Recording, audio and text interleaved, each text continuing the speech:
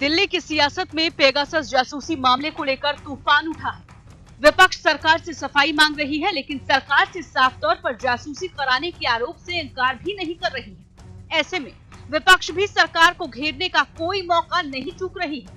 खासकर कर्नाटक में कांग्रेस जेडीएस सरकार के गिरने और बीजेपी सरकार बनने के बीच बड़े नेताओं के फोन की जासूसी के आरोप के बाद विपक्ष ज्यादा हमलावर हो गया है। संसद की कार्यवाही तीसरे दिन भी इसी वजह से नहीं चल सकी। सूचना प्रौद्योगिकी से जुड़ी संसदीय समिति भी पेगासस मामले पर 28 जुलाई को चर्चा करने की तैयारी कर रही है। इस चर्चा को रोकने के लिए समिति के बीजेपी सदस्यों ने वोटिंग की थी, लेकिन बराबर मत होने की वजह से समिति के अध्यक्ष शशि थरूर के वोट से चर्चा का प्रस्ताव पारित हो गया है।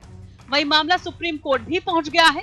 एक जनहित याचिका दायर कर मामले की एसआईटी से जांच की मांग भी की गई है, लेकिन पेगासस जासूसी मामले की आग राज्य तक पहुंच गई है। यूपी में इस मामले को लेकर प्रदर्शन करने जा रहे कांग्रेस नेता अजय कुमार लल्लू को हाउस अरेस्ट कर लिया गया है, तो राजस्थान के डिप्टी सीएम सचिन पायलट ने भी मामले की जांच की मांग उठाई है।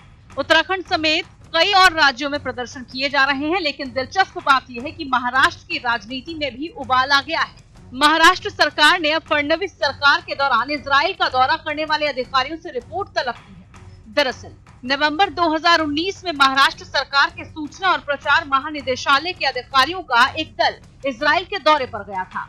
अब महाराष्ट्र सरकार ने विभाग के ऐसे ही 5 वरिष्ठ अधिकारियों से दौरे की रिपोर्ट मांगी है। इस दौरे को लेकर नियमों के उल्लंघन की बात सामने आ रही है।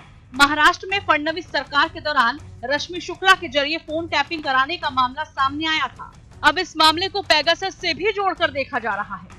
अब सवाल ये उठ रहा है कि डीजी आईपीआर का प्रमुख ब्रजेश सिंह को क्यों बनाया गया? साइबर सिक्योरिटी से जुड़े आईपीएस अधिकारी ब्रजेश सिंह को इस पद पर क्यों बिठाया गया, जबकि इस पद पर आमतौर पर आईएएस की नियुक्ति की जाती है? अब मीडिया में इनकी इजराइल सरकार को लिखी चिट्ठी भी वायरल हो रही है।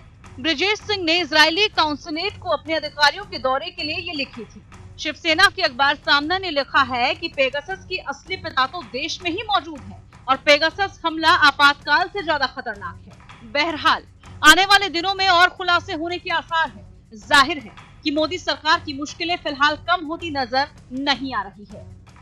Bureau report, APN.